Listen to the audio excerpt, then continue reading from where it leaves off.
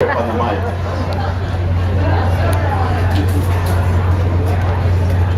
And Craig, you don't quite live in the same media circus that a lot of other chefs do, or in a way, you live in a complete media circus because nobody knows where your events are unless they read about it in Twitter or on Facebook or an email from a friend, and so your approach to it has to be completely different. Yeah, well, with my stuff, I mean, a big part of it comes from my mailing list. Like I have like a separate mailing list, but then the Twitter feed tends to be a mix of, it's kind of like I guess multiple personalities going on. You know, it's like highly emotional at times, just like Voltaggio stuff. You know, it tends to be I'll throw something out and say something just pissed off real quick, and then I'll delete it before, you know, usually anybody will see it, hopefully. But I also have to kind of be self-editing, well, for a whole ton of different reasons, from, I guess, keeping it, I guess, elusive for legal reasons, or, I mean, obviously, and trying to basically just put, I guess, tidbits out of information. But I mean, like certain things, like this event that I'm at right now, I'm not going to put it on Twitter, but then if I'm doing something for... I already did it for you. There you go. You know, but so it's weird because there's certain things I have to be very, I guess, critical of what I'm going to tweet, kind of because of the way that Twitter or social media has built the following behind my stuff. It's kind of a weird, I have like a whole different relationship with social media than most chefs. Right.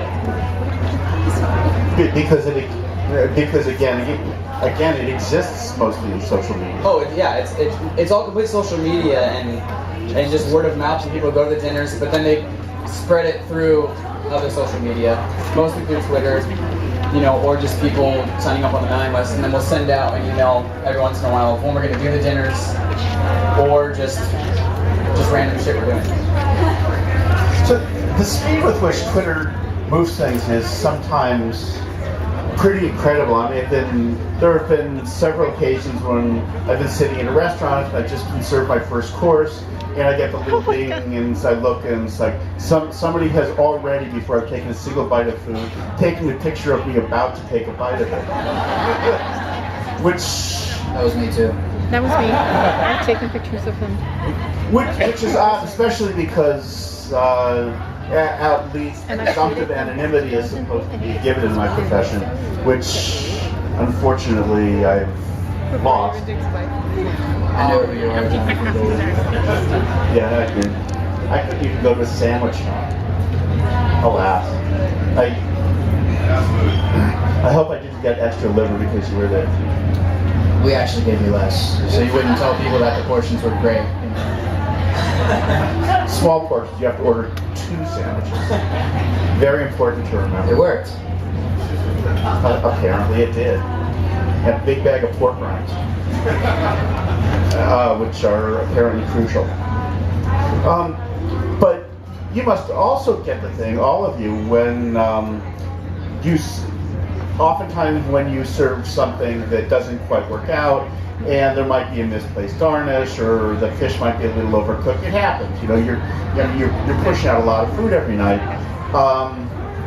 Oftentimes, maybe somebody will talk to the waiter, who will talk to you, or you might get a letter afterwards. But now you're in a position where 22,000 people know that the fish was overcooked.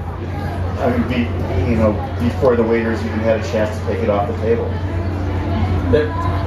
One of the hardest things about that exact thing is it puts the microscope on every single thing that you do, but it gives you the opportunity to explain why. You know, it's a perfect example. I served something that came with fish, and the dish was actually supposed to be more about the garnish and less about the fish. The fish was there for texture, but because it was a protein on the plate, people assumed that that's the focus of it, even though it wasn't. So they wrote, oh, well, this was totally overpowered by, the garnish.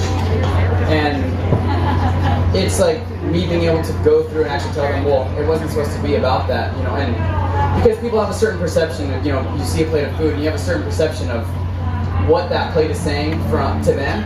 But as chef, I mean, I'm sure Voltaggio, I'm sure Walter does the same thing, where you might use a piece of fish, and just because a piece of tuna or a piece of trout is on a plate, doesn't mean that that's the focus of it. And this gives you the opportunity to where if someone says something about it, you're like, well, that was supposed to be a piece of it. It wasn't the whole identity of what the dish was. And the dish was more about, the butternut squash or whatever else was on the plate. I think the interesting thing about that, though, is that it does. I mean, how many people go to restaurants and are actually afraid or feel like they're doing something wrong if they don't like something to actually speak up and say it? And I think that's what I actually like about Twitter, is that I do get to read what people actually think about the food, and then I can make a decision as to whether or not I want to react to it. In a lot of cases, for instance, we just opened a new sandwich shop a couple weeks ago, and we used Twitter as a way to make the sandwich shop better, because we were listening to what people were actually writing and responding to it, not by responding to their messages, but actually looking at the things that they were not so happy with and seeing if we could make them better based on what we were reading on Twitter. So for that, it gave us direct access to the people that were eating in the restaurant without having all of them walking up to the counter and saying, I think this is too small, or I don't like this, or I don't like that. And we actually did respond and react to it. So we do read this stuff, and we do make conscious decisions to hear what everyone is saying. So it is a helpful tool, as long as you can sort of take it with a grain of salt and not get offended by it, but to actually read it and appreciate the constructive criticisms, which I do.